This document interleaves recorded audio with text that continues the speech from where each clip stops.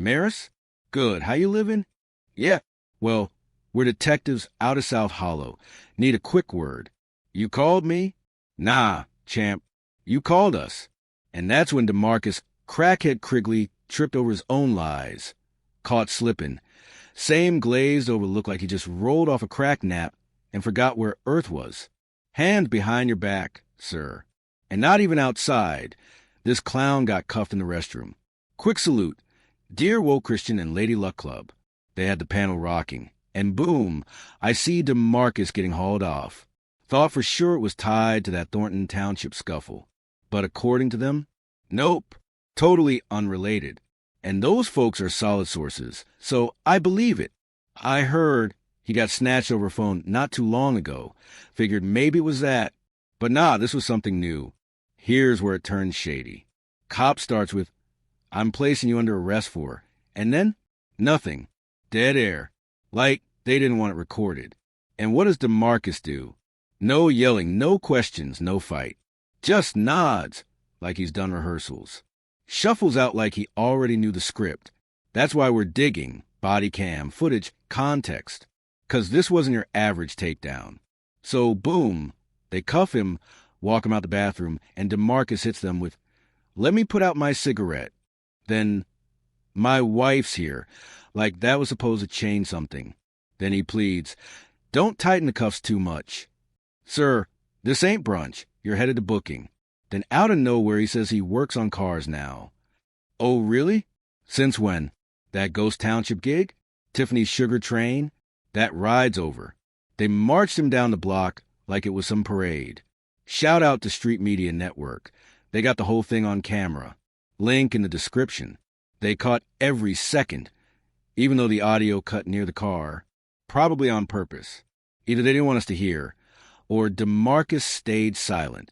But one thing stood out. The cops showed him something on a phone. Now everybody's asking, what was that? At first I figured maybe it was screenshots from the brawl. Like, is this you handing the phone?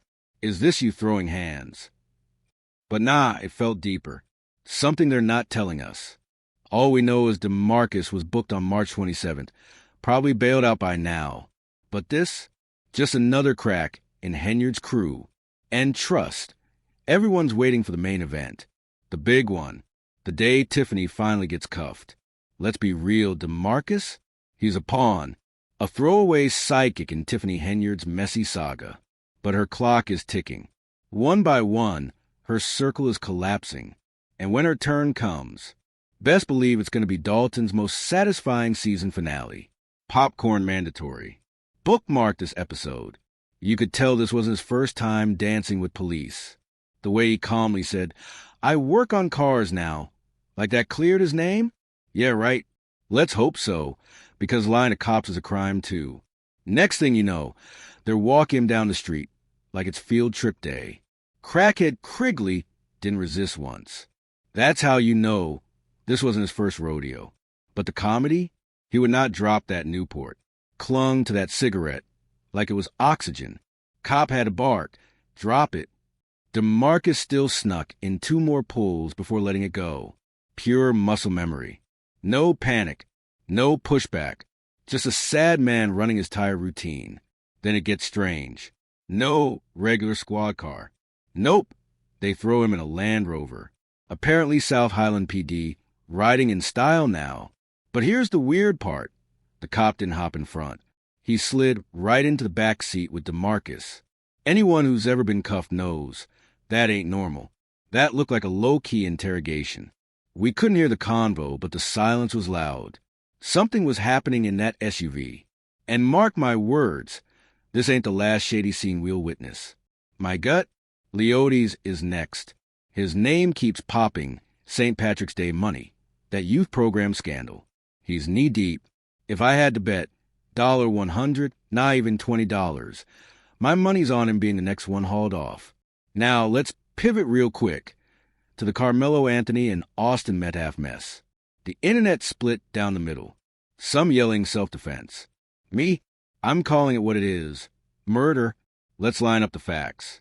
First, cops told the media Austin skipped school to sneak into the track meet. But new reports? Nope. He was allowed to be there. That first part was flat out wrong. And see how simple that is? You make a mistake, you fix it. But you know what can't be fixed? That blade. No reason to bring a knife to a track meet. None. Zero. People hollering self-defense would be losing their minds if it was their kid who got stabbed. Miss me with the sympathy. That calm energy don't hold when it's personal. But here's the kicker. All those early headlines ran with he skipped school. That came straight from law enforcement. Turns out, false. He had permission. Fine. Correction made. But what we can't correct is him walking in strapped. That's where this whole self-defense argument collapses. 'Cause if it was your child in that hospital, you wouldn't be saying self-defense. You'd be crying for justice. Now folks tossing out the bullying excuse. But wait, wasn't he the football team captain? Somebody explain that. How does the captain, the play caller, the team leader, suddenly become the bullied victim? Stop. That smells like lawyer spin. His attorney's doing his job, sure, but this story? Weak. Doesn't add up. And let's talk cash. Bond set at $1 million. That's $100,000 to walk. Easy math. And supporters raised over $400,000 online. So why was he still locked up? They blamed processing delays. Maybe, but it's fishy. Especially since one donation site shut down, refunded everything, and forced a reset. Now you got 20 different fundraisers floating around, all claiming they're official. Half of them? Scams. So, if you're donating, be smart. Don't get finessed by randoms using his name. The internet is full of hustlers who will milk tragedy for clicks and coins. Triple check before you drop a dime. Anyway, back to the case. My stance hasn't changed. He's guilty. Dude showed up for drama. Things got heated, and he took it too far. Let's be real. You don't stab someone lightly, and it turns fatal. That takes force. That takes intent. That's rage. That's personal. Which is why I'm not buying this innocent kid act for 1 second. Now they're trying to flip it into some underdog sob story. Like, oh, the bullied football captain just happened to carry a knife in case something happened. Please, if you were just trying to fend yourself, why bring a weapon to a school event? Walk away. Go back to your sideline. Instead, you stormed into the other team's tent strapped up. That's not defense. That's escalation. And here's the street talk. This ain't his first blade incident. Word is, he'd already been suspended for bringing a knife to school before. Prosecutors aren't ignoring that. That's not fear, that's pattern. That's behavior. That's a kid who already crossed a line. Now, sure, some will argue Austin shouldn't have touched him. Maybe, but Karmelo shouldn't have had a knife at a school function either. Two wrongs don't cancel out. One of them ended up dead. That's the reality. This ain't about race. This ain't about spin. This is right versus wrong. Period. Smash that like button, hit subscribe. 'Cause trust me, this saga is far from over. Crackhead Krigley? He's next, right behind Cigarette Break. That St. Patrick's Day money scandal? That fake car wash you program?